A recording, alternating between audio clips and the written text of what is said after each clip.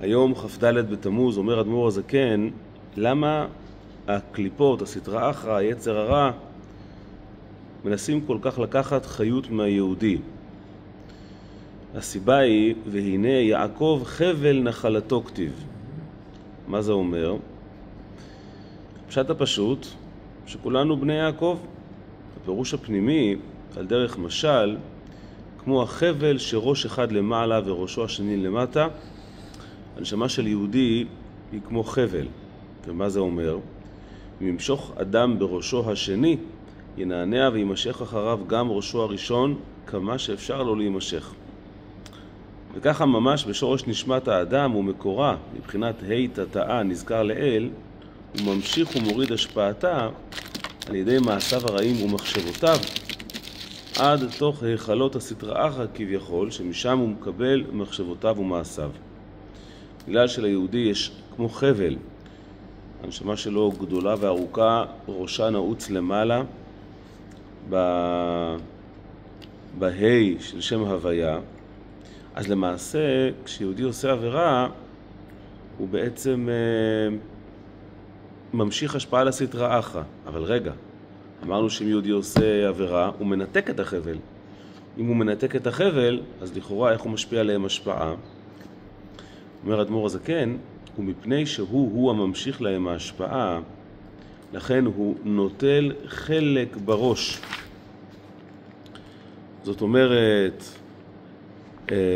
בגלל שכאשר יהודי עושה דברים לא טובים חלילה, אז רושם מסוים מהחבל נשאר. זאת אומרת, נכון שבהמשך העבירות יגרמו לכך שחבל ינתק, אבל הניתוק הזה זה לא אומר שברגע כל העוצמה והקדושה של יהודי אינם.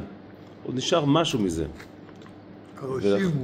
ולכן הקליפה יש לה עדיין מה לקבל. בסוף זה יתנתק, וזה הבשורה הטובה, שבסוף יהודי לא מחובר לקליפות באופן נצחי. אבל בינתיים היא כן לוקחת ממנו. כמו למשל שכשאדם עושה חס ושלום חילול שבת, לצורך העניין, אז יש רווח, יש השפעה. השאלה היא לאיפה זה הולך, האם לדברים טובים בחייו או לא. וזהו שאמרו רז"ל, אין בידינו לא משלוות הרשעים. מה זה אין בידינו? בידינו דווקא, כלומר בזמן הגלות אחר החורבן. כי אז יהודי יכול לקבל חיות מהקליפה. בזמן הבית לא הייתה מציאות כזו. אם יהודי יתנתק מהקדושה, אז הוא פשוט חייו נגמרו. אחרי החורבן, שאפשר חלילה יהודי גם כן לקבל חיות מהקליפה, אזי באמת אין בידינו לא משלוות הרשעים. בסופו של דבר, החיות שיהודי מקבל מהקליפה, כשהוא מעניק לה מהעוצמות שלו, היא לא שלווה אמיתית שהוא רוצה אותה.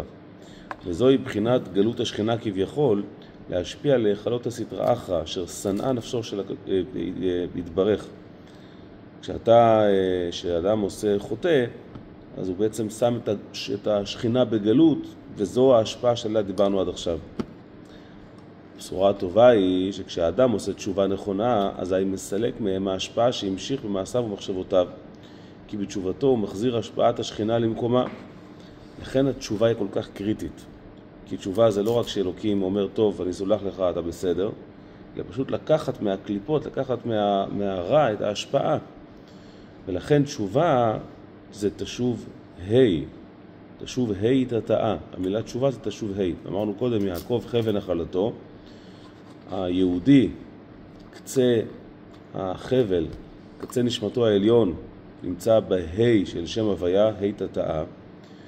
ולעשות תשובה, הכוונה פשוט להחזיר אותה מהקליפות.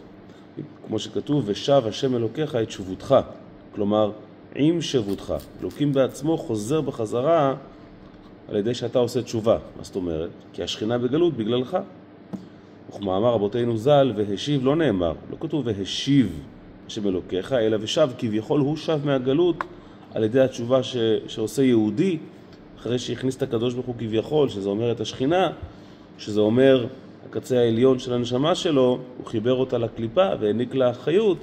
אז תשובה הכוונה להשיב אותה, להחזיר אותה בחזרה, וכך כביכול הוא מחזיר את הקדוש ברוך הוא מהגלות אל המקום הנכון שלה. עד כאן פרק ו' באיגרת תשובה, שבה אנחנו מבינים כמה המושג של תשובה זה קריטי, לא רק בכדי לא להיענש חלילה וכו' וכו', אלא פשוט כדי שההשפעה האמיתית והקדושה תישאר אצל יהודי ולא תלך למקומות שהם לא כל כך טובים. יום טוב לכולם.